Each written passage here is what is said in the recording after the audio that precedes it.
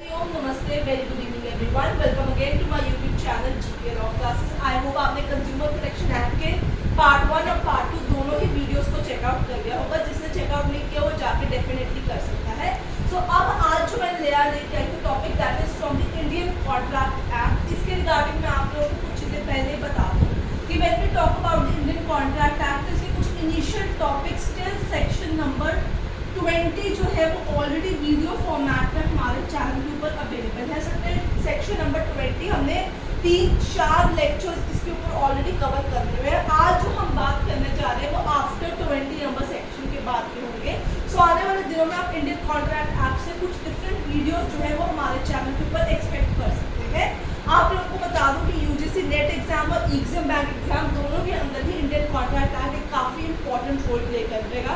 इसके अलावा if you are preparing for any SO exam of banking और any other sector, उसमें भी इंडियन कॉन्ट्रैक्ट एक्ट एक बहुत ही क्रूशियल रोल प्ले करता है। So you have to watch this video till the end. अगर आपको आज की वीडियो पसंद आए तो इसे लाइक शेयर जरूर कीजिएगा और जिसने भी चैनल को सब्सक्राइब नहीं किया फटाफट से चैनल को सब्सक्राइब कर लीजिए। तो आइए स्टार्ट करते हैं आज के टॉपिक के साथ। तो आपके सामने बोर्ड के ऊपर मैंने एक लाइन लिखी हुई है that every contract is an agreement but every agreement is not a contract. So first of all we have to comprehend this particular definition of this particular statement in order to understand today's topic. तो आइए समझते हैं कि कहना क्या चाहती है line हमसे। So from the word contract, so any agreement which is enforceable by law is a contract according to section 2H of the Indian Contract Act. This is the particular definition of the contract. So given in this particular act. So her contract जो है वो agreement होगा, क्योंकि जब तक वो promise agreement और consideration जब तक नहीं मिलेगा कॉन्ट्रैक्ट की फॉर्मेशन किसी भी हालत में नहीं होगी। So you need to remember कि जब हम कॉन्ट्रैक्ट बनाते हैं so it is what it is an agreement which was earlier a promise plus consideration plus enforceability by law. So these are the three ingredients in order to constitute a contract under Indian Contract Act. So ये line का easily मतलब मैं आप लोगों को जो बताऊँ तो यहाँ पे यही कह रहा था कि हर कॉन्ट्रैक्ट किसी न किसी टाइम पे एक एग्रीमेंट होता है, क्योंकि जब तक वो एग्रीमेंट क्रिएशन नहीं होगा कॉन्ट्रैक्ट इन फॉर्म जो है वो इन एग्जिस्टेंस कभी भी नहीं आता। बट ऑन द कॉन्ट्ररी जो एग्रीमेंट होता है, the word particular talking about agreement, her agreement contract कभी भी नहीं होता। हर कॉन्ट्रैक्ट एग्रीमेंट होता है बट हर एग्रीमेंट कॉन्ट्रैक्ट नहीं होता। तो ये स्टेटमेंट आपने बहुत बारी अपने सेमेस्टर टाइम्स के दौरान भी अपने टीचर्स से सुनी होगी। जिसने नहीं सुनी तो मैं आप लोगों को बता दूं, बहुत बड़ी एग्जाम के अंदर ये स्टेटमेंट जो है इसे कॉम्प्रीहेंड करने का क्वेश्चन आता है when you are going for descriptive kind of paper. So क्यों हर एग्रीमेंट कॉन्ट्रैक्ट नहीं होता? There are certain kind of agreements which are not enforceable by any court because they are void agreements. So from the very beginning of the creation of those agreement वो void ab initio होते हैं, वो starting से ही non existent होते हैं, वो गलत दायरे के ऊपर बनाया गया एग्रीमेंट होता है जो गलत चीजों के ऊपर क्रिएट किया होता है। So those void agreements can not be a contract, right. Contract वही एग्रीमेंट बनते हैं जो कानून की नजर में सही है, जिन्होंने सारे के सारे मापदंड जो है वो फुलफिल किए हैं, सारे वैलिड एसेंशियल्स उसमें एग्जिस्ट करते हैं, प्रॉपर कंसिडरेशन के साथ किए गए होते हैं, दोनों पार्टीज जो है अपने पूरे होशो हवास में होती है और प्रॉपर्ली मेजर एज के होते हैं, देन ओनली वो कॉन्ट्रैक्ट एग्रीमेंट बनता है। Otherwise every agreement can not be a contract, this has to be remember. So this was all about the comprehension of this statement. और आज का जो टॉपिक हम कवर करने जा रहे हैं अपनी वीडियो के अंदर वो है द वॉइड एग्रीमेंट्स,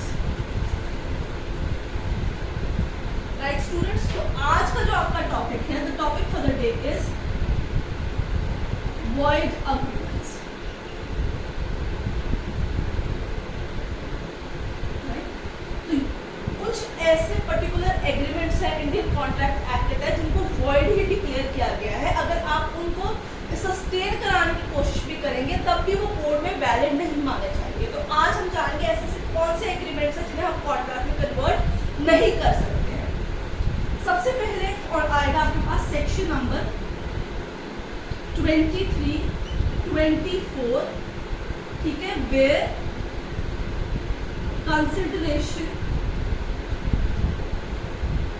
और object of agreement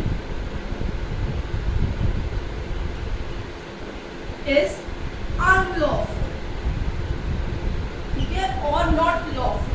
so first kind of void agreement जो आप लोगों के पास आएगा वो सेक्शन नंबर 23, 24 में आएगा कि वो एग्रीमेंट के अंदर ईदर कंसिडरेशन या ऑब्जेक्ट ऑफ दैट एग्रीमेंट वो लॉफुल नहीं होगा, वो अनलॉफुल होगा। सो कब कोई कंसिडरेशन या ऑब्जेक्ट ऑफ द एग्रीमेंट को हम अनलॉफुल मानेंगे, there are certain points that has to be remembered, और मैं जैसे जैसे आप लोगों को इस वीडियो में बताई जाऊंगी आप उसे पर्टिकुलरली उसी पॉइंट के अंदर जो है अपने रजिस्टर्स के अंदर पेन डाउन कर दीजिए। So what are the conditions when a consideration object of an agreement would render be an unlawful.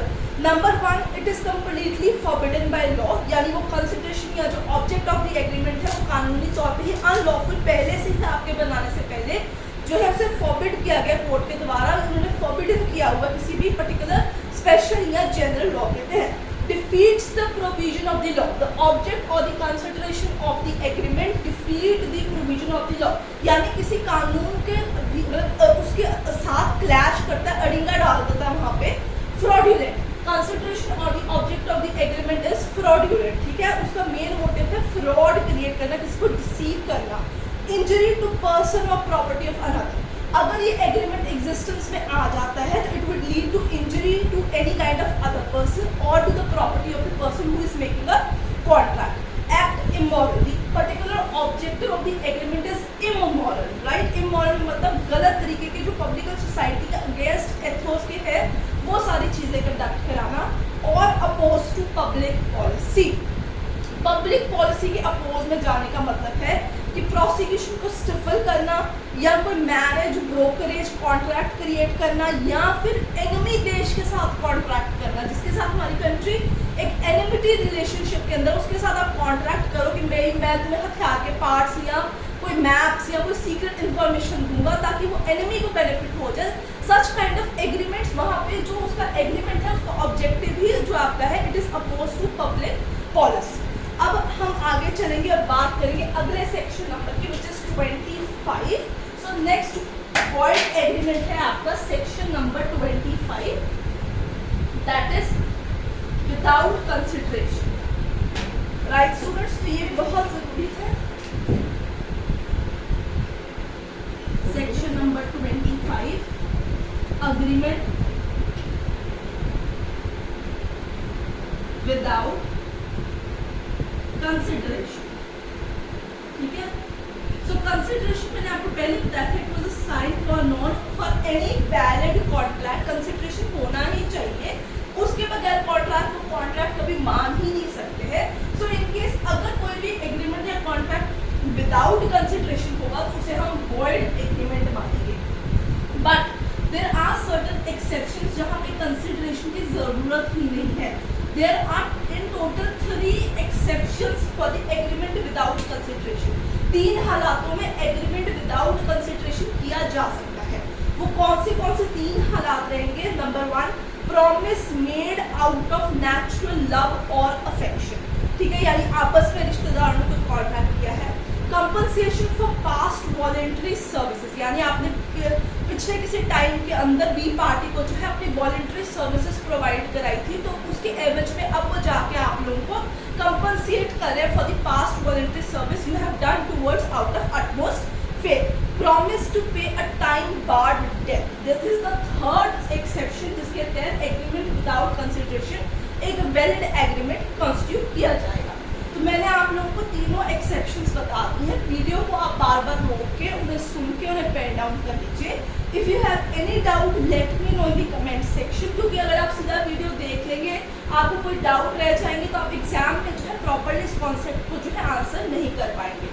आगे चलेंगे और अगले सेक्शन की तरफ बढ़ेंगे which is 26 number section. So next void agreement है सेक्शन नंबर 26। स्टूडेंट्स सो फार आई अज़्यूम कि आप लोगों की समझ में आ रहा है। हो सकता है आने वाले दिनों के अंदर इस वीडियो का एक और पार्ट बने, क्योंकि टॉपिक्स बड़े बड़े चल रहे हैं। तो मैं आपसे चेकआउट कीजिए।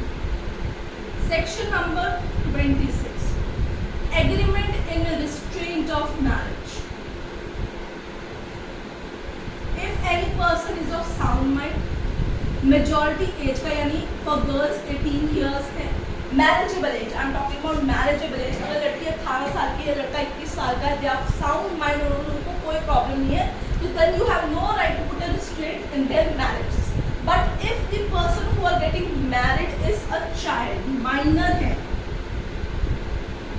तो वहां पे जो है वहां पे आप किसी की शादी को रोक सकते हो, you have the right to put a restraint. Otherwise, other than minor, if you put a restraint into a marriage of any person, चाहे वो जिस मर्जी कास्ट या कम्युनिटी का हो, that particular agreement to put a restraint of the marriage of that person would amount to a void agreement. इसके अंदर आपको एक केस लॉ मैं बता दूँ, कॉन्ट्रैक्ट एक्ट के जितने भी केसेस होंगे वो वीडियोस के अंदर ही कवर किए जाएंगे, वो अलग से आपको शॉर्ट्स में अवेलेबल नहीं होंगे, सो अब यहीं से पेन डाउन कीजिए। सेक्शन नंबर 26 का केस लॉ रहेगा लोई LOWE वर्सेस पीप्स, ठीक है। It is a case of 1768। इसके सारे केसेस पुराने हैं, इसके ज़्यादा फ्रेश केसेस पे नहीं आते क्योंकि पुराने लैंडमार्क जजमेंट्स हैं, उन्हीं के बेसिस पे सारे कॉन्सेप्ट्स को जो है वो क्लियर किया गया है, तो आप लोगों को पुराने ही केसेस जो है याद करने चाहिए। आगे चलेंगे, section number 27, restaurant of lawful trading, right. Section number 27, restraint in trade और प्रोफेशन, ठीक है। कोई भी इंसान अगर लॉफुल प्रोफेशन, ट्रेड, ऑक्यूपेशन जो है वो करना चाहता है और उसे कोई रोकेगा, उसमें उसके साथ कोई एग्रीमेंट करने की कोशिश करेगा कि नहीं तू ये लॉफुल एग्रीमेंट, ट्रेड, प्रोफेशन या ऑक्यूपेशन पिकअप ना कर, that agreement would amount to a void agreement, that you have to remember। But अगर उस इंसान ने अपनी गुडविल जो है उसको सेल कर दिया है या पार्टनरशिप एक्ट कहता है उनका ऑलरेडी कोई एग्रीमेंट हुआ है कि तू हमारे इलाके में सेम बिजनेस नहीं करेगा, in that circumstances agreement void constitute नहीं किए जाएंगे, राइट स्टूडेंट्स। इसका भी केस है, ठीक है। इसका केस आता है मधु चंदू वर्सेस, ठीक है, राजकुमार दास,